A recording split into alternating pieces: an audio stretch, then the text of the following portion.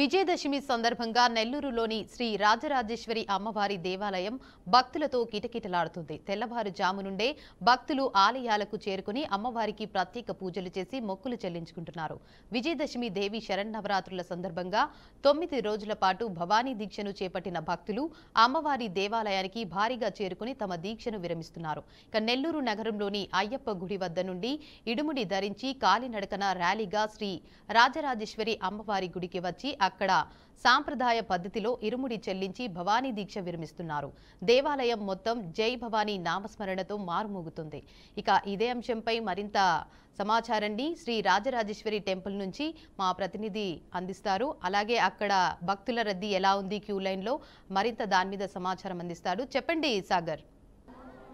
విజయదశమిని పురస్కరించుకుని మొత్తం కూడా తెలుగు రాష్ట్రాలు, ఇటు ఉమ్మడి రాష్ట్రాలతో పాటు దేశవ్యాప్తంగా, ప్రపంచవ్యాప్తంగా హిందువులందరూ కూడా అమ్మవారి దేవాలయాలకి పోటెత్తిన పరిస్థితి. మనం ప్రస్తుతం నెల్లూరు నగరంలోని శ్రీ రాజరాజేశ్వరి అమ్మవారి దేవాలయం వద్ద ఉన్నాం. ఈ రాజరాజేశ్వరి అమ్మవారి దేవాలయం వద్ద ఈరోజు తెల్లవారుజాము నుంచే కూడా మొత్తం భక్తులతో కిటకిటలాడిపోతుంది. తెల్లవారుజాము నుంచే అమ్మవారికి విశేష పూజలు చేస్తారు. వివిధ రకాల అభిషేకాలతో పాటు పూర్ణాభిషేకం లాంటి వాటితో పాటు కుంభాభిషేకం ఇవన్నీ కూడా చేస్తున్న పరిస్థితి. సో మొత్తం మీద నెల్లూరు నగరంలో శ్రీ రాజేశ్వరి అమ్మవారి దేవాలయం భక్తులతో కిటకిటలాడుతున్న పరిస్థితి. ఇప్పటికే క్యూ లైన్లన్నీ కూడా నిండిపోయాయి. ఆలయ పరిసరాలు కూడా భక్తులతో నిండిపోయి అందరూ కూడా 9 రోజుల పాటు భవానీ దీక్షలు చేశారు. భవానీ దీక్షలు చేసిన తర్వాత ఇడుముడి కూడా చెల్లించిన పరిస్థితి. ప్రధానంగా ఈరోజు విజయదశమి అంటే ప్రధానంగా చివరి రోజు కాబట్టి ఈ విజయదశమి రోజు అమ్మవారు మహిషాసురుడిని మర్దించిన తర్వాత దీనికి ప్రతీకగా 9 రోజుల తర్వాత ఈ ప్రజలందరూ, భక్తులందరూ కూడా విజయానందంగా ఒక పండుగ వాతావరణంలో పండుగ చేసుకోవడంతో పాటు అమ్మవారి దర్శనం చేసుకొని ఏదైతే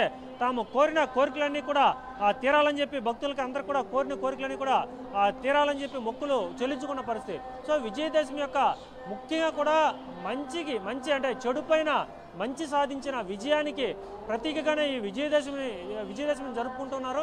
ముఖ్యంగా ప్రధానంగా ఈ 9 రోజుల పాటు ప్రతిరోజు కూడా ఒక పండగ వాతావరణం ఉంటుంది. ముఖ్యంగా తమ వాహనాలకైతే పూజలు చేసుకోవడం, అలాగే భక్తులందరూ కూడా దేవాలయాలకు వెళ్ళడం, మరీ ముఖ్యంగా కూడా విజయదశమి రోజు ఈ దేవీ శరన్నవరాత్రుల్లో ముఖ్యంగా ఏదైతే మహిషాసురుణ్ణి అమ్మవారు చంపేశారో, ఏది లోకానికి పట్టిన మొత్తం రాక్షసుని చంపిన విధంగా మొత్తం కూడా ఆనందంగా ఈ చేసుకునే విజయదశమి అయితే అన్ని దేవాలయాలు, ముఖ్యంగా అమ్మవారి దేవాలయాలు భక్తులతో కిటకిటలాడుతున్నాయి. ఇటు విజయవాడలోని కనకదుర్గ అమ్మవారి దేవాలయం కావచ్చు, శ్రీశైలం కావచ్చు, అలాగే ముఖ్యంగా అమ్మవారి దేవాలయాలు ఎక్కడ ఉన్నాయో అక్కడ అన్ని కూడా భక్తులతో కిటకిటలాడుతున్నాయి.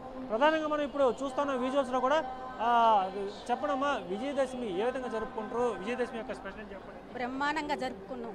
ఎన్ని రోజుల పాటు చేసుకుంటారు విజయదశమి? 9 రోజులు. విజయదశమి అంటే అసలు దేనికి ప్రతీక? ఎలా చేస్తుంది? అమ్మవారి కోసం. అమ్మవారి కోసం అంటే విజయదశమి ఈ రోజు స్పెషల్ ఏంటి? ఈ రోజు విజయదశమి కాబట్టి ఆ తల్లి దర్శనానికి వచ్చాం. సో మామూలుగా రెగ్యులర్గా వస్తూ ఉంటారా? వస్తుంటాం. రెగ్యులర్గా వస్తూ ఉంటారా? సో మొత్తం మీద అయితే అమ్మవారి పూజలు చేసుకుంటూ విజయదశమి చేసుకుంటాం. ముఖ్యంగా విజయదశమి రోజు చెడు పైన మంచి సాధించిన ఒక ఘటన ప్రతీకగా, అలాగే దేవీ శరన్నవరాత్రులు అంటే 9 రోజుల పాటు అమ్మవారు వివిధ అలంకరణలో కూడా భక్తులు దర్శనమిస్తారు. ముఖ్యంగా కూడా తిరుమలలో కూడా ఒక్కో రోజు ఒక్కొక్క అలంకారంలో భక్తులకు దర్శనమిచ్చారు అమ్మవారు. దేవదేవుడు కూడా అంటే సరస్వతీదేవి, అలాగే ముఖ్యంగా కూడా సరస్వతీదేవి, లక్ష్మీదేవి, భూదేవి, అలాగే మహిషాసుర మర్దించిన అవతారం కూడా. సో ఈ విధంగా కూడా మొత్తం అన్ని అవతారాలు అమ్మవారు భక్తులకు దర్శనమిచ్చిన పరిస్థితి. ఇప్పుడు మనం విజువల్స్లో కూడా చూడొచ్చు. నెల్లూరులోని రాజరాజేశ్వరి అమ్మవారి గుడి ఎంత రద్దీగా ఉంది. భక్తులంతా కూడా పూజలకి ఏ విధంగా వస్తున్నారు, ఇక్కడ ఎటువంటి మొత్తం కూడా ఎటువంటి పూజలు జరుగుతున్నాయి కూడా మనం విజువల్స్లో చూడొచ్చు. మొత్తం మీద విజయదశమి గురించి తెలుసుకునేందుకు మరొక భక్తులు కూడా అడగదాం. సార్ చెప్పండి, విజయదశమి యొక్క స్పెషాలిటీ ఏంటి? విజయదశమి ఎన్ని రోజులు పడుతుంది? అందరికీ విజయదశమి శుభాకాంక్షలు. ఏర్పాట్లు అద్భుతంగా ఉన్నాయి. ఏర్పాట్లు అద్భుతంగా. స్పెషల్ ఏంటి? ఎలా విజయదశమి అంటే అమ్మవారు రాక్షసుని చంపారు, మహిషాసురుని, ఆ విధంగా ఎలా చూస్తారు? నరకాసుర వధ అదే అద్భుతంగా ఉంది. ఏర్పాట్లు అండి బాగుంది. నెల్లూరు రాజరాజేశ్వరి గుడిలో ఏర్పాట్లు ఎలా ఉన్నాయి? సూపర్గా ఉన్నాయి. దాంట్లో ఈసారి జనం కూడా బాగా ఎక్కువ మంది వచ్చినట్టు అనిపిస్తుంది. పోయిన సంవత్సరం కన్నా కూడా తాకిడి ఎక్కువగా ఉంది. అన్ని ఏర్పాట్లు బాగున్నాయి. సాధారణ రోజుల కన్నా విజయదశమి రోజు ఎక్కువగా అంటే జనాలు రద్దీ ఎక్కువగా ఉంది. సాధారణ సంవత్సరాల కన్నా కూడా విజయదశమి రోజు మాట్లాడతారా? ఇప్పుడు విజయదశమి రోజు భక్తులైతే కిటకిటలాడుతున్న పరిస్థితి. సో మొత్తం మీద రాజరాజేశ్వరి అమ్మవారి దేవాలయంలో భక్తులతో కిటకిటలాడుతుంది. మరొక పురాణం గురించి కూడా మనం తెలుసుకుందాం. దీంట్లో ప్రధానంగా తెలుసుకోవాల్సిన పురాణం గురించి తెలుసుకోవాలంటే గతంలో అంటే ఏదైతే మనకి 4 యుగాలు ఉన్నాయి, అంటే మనం ప్రస్తుతం కలియుగంలో ఉన్నాం, ద్వాపరయుగం, త్రేతాయుగం, అలాగే ఇలా యుగాలు ఉన్నప్పుడు గత కాలంలో రాక్షసులు దేవతల గురించి పూజలు చేసేవాళ్ళు. బ్రహ్మదేవుడి గురించి ఘోర తపస్సు చేసిన తర్వాత మహిషాసుడు భయంకరమైన వరాలు పొందాడు. ఆ వరాలు పొందే క్రమంలో తనకి మరణమే లేకుండా ఉండాలని చెప్పి బ్రహ్మదేవుడిని వరం కోరుకున్నాడు. ఈ వరం కోరుకునే క్రమంలో బ్రహ్మదేవుడు ఈ భూమి మీద పుట్టినవాడు గిట్టక తప్పదని చెప్పి, అలాగే ఇంకొక వరం కోరుకోమన్నప్పుడు మహిళని అంటే ఆడవారిని తక్కువగా అంచనా వేసిన మహిషాసురుడు తనకు ఆడవారి చేతిలో చావు ఉండకూడదు, మిగతా ఎవరి చేతిలో కూడా ఆడవారి చేతిలో తప్ప మిగతా ఎవరి చేతిలో చావు ఉండకూడదని కోరుకుంటాడు. సో ఎప్పుడైతే ఆడవారి చేతిలో చావు ఉండకూడదని చెప్పి మహిషాసురుడు భావించి వరం పొందాడో అదే అతనికి శాపమైంది.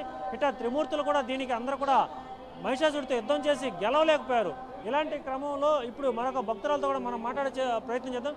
మీరు విజయదశమిని ఏ విధంగా జరుపుకుంటారు? విజయదశమి యొక్క స్పెషల్ ఏంటి చెప్పండమ్మా. లేదు, నేను కొత్తగా వచ్చాను, చెన్నై నుంచి కొత్తగా వచ్చాను. బాగా జరుగుతుంది. రాజేశ్వరి అమ్మవారి 9 రోజులు అయిపోయింది. బాగా జరిగింది, బాగుంది, చాలా ఏప్రిల్ చాలా బాగుంది. అంటే భాషలకి రాష్ట్రాలకి అతీతంగా కూడా అందరూ కూడా వివిధ రాష్ట్రాల నుంచి వచ్చిన భక్తులు కూడా అమ్మవారి దర్శనం చేసుకుంటారు. అంటే ఇటు తమిళనాడు, కేరళ, కర్ణాటక, లేదంటే నెల్లూరు స్థానికంగా ఉన్నవారు, లేదంటే నార్త్ ఇండియన్స్ అంటే రాజస్థాన్ నుంచి వచ్చిన వాళ్ళు కూడా ఈరోజు అమ్మవారిని అయితే దర్శనం చేసుకున్న పరిస్థితి. సో పురాణ కథను మరొకసారి తెలుసుకుందాం. సో అమ్మవారు మహిషాసురుడిని సంహరించేందుకంటే విష్ణుమూర్తి వల్ల, అలాగే శివుడి వల్ల, బ్రహ్మ వల్ల కాని పని అమ్మవారు చేసేందుకు కూడా ఈ త్రిమూర్తులు అందరూ కూడా ఒక శక్తిని అయితే పుట్టించారో ఆ శక్తే అమ్మవారు. ఈ అమ్మవారికి అంటే ఏ విధంగా ఉండాలి, అమ్మవారు ఎన్ని అనుకున్నప్పుడు అమ్మవారి ముఖ వశేసు మొత్తం కూడా శివుని రూపంలో వచ్చింది. అలాగే ముఖ్యం కూడా మహావిష్ణువు నుంచి బాహువులు వచ్చాయి. అలాగే ముఖ్యంగా ఏదైతే బ్రహ్మ నుంచి పాదములు వచ్చాయి. సో ఇన్ని రకాల కలబలిపిన అమ్మవారు మొత్తం ఉద్భవించారు. అమ్మవారు ఉద్భవించిన తర్వాత అమ్మవారికి సింహం వాహనంగా వచ్చింది. అలాగే శక్తివంతమైన ఆయుధాలు వచ్చాయి. 9 రోజుల పాటు మహిషాసుడితో యుద్ధం చేసిన తర్వాత మహిషాసుడిని సంహరించింది అమ్మవారు. సో దీనికి ప్రత్యేకంగా విజయదశమి జరుపుకుంటారు. మరొక భక్తురాలు కూడా ఉన్నారు. ఎన్ని గంటలకు వచ్చారు రాజేశ్వరి అమ్మవారికి? విజయదశమి యొక్క స్పెషల్ ఏంటి అడుగుతుంది? మేము మార్నింగ్ ఇంట్లో పూజ చేసుకొని 9కి అలా వచ్చాము. ఈ 9 డేస్ ఇక్కడ తిరిగాము. ఈరోజు ఇంకా లాస్ట్లో దర్శనం చేసుకుందామని చెప్పి వచ్చాము. మామూలుగా అయితే ఎవ్రీ ఇయర్ 9 డేస్ చేసుకుంటారు. బట్ ఈ ఇయర్ ఏదో తిథులు మారాయని చెప్పి ఒక ఎక్స్ట్రా డే సెలబ్రేట్ చేసుకున్నారు. ఇయర్ ఎక్స్ట్రా ఒక అలంకారం వచ్చింది, మహాలక్ష్మి అలంకారం. ప్రతిరోజు చూశాను. నేను పుట్టినప్పటి నుంచి ఇక్కడే మా ఇల్లు కూడా, అందుకని ఎవ్రీ ఇయర్ వస్తూనే ఉంటాము.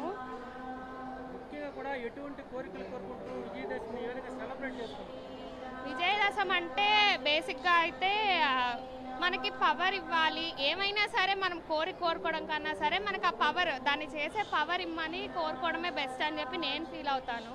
ప్రధానంగా విజయదశమిని మహిళలకే అంటే అమ్మవారు కూడా అమ్మవారే రాక్షసుని సంహరించిన అమ్మవారు. అంటే ఆ పురుషులకి లేకుంటే దేవుళ్ళకి కూడా సాధ్యం కాని పని ఆదిపరాశక్తి ఒక రాక్షసుని సంహరించింది అంటారు. సో ఎలాంటి వైబ్రేషన్స్ వస్తాయి, ఎలా జరుపుకుంటారు? అంటే మహిళ అంత శక్తివంతంగా ఎలా? ఇది ఆబ్వియస్లీ మనం డైరెక్ట్గా కానీ ఇండైరెక్ట్గా కానీ మన స్పిరిచువాలిటీ అనేది సైన్స్కి చాలా లింక్ ఉంటుంది. ఈ ఎంపవర్మెంట్, ఉమెన్ ఎంపవర్మెంట్ని రిప్రజెంట్ చేస్తూ ఈ నవరాత్రులు అనేవి చాలా స్పెషల్గా అయితే ఉంటాయి.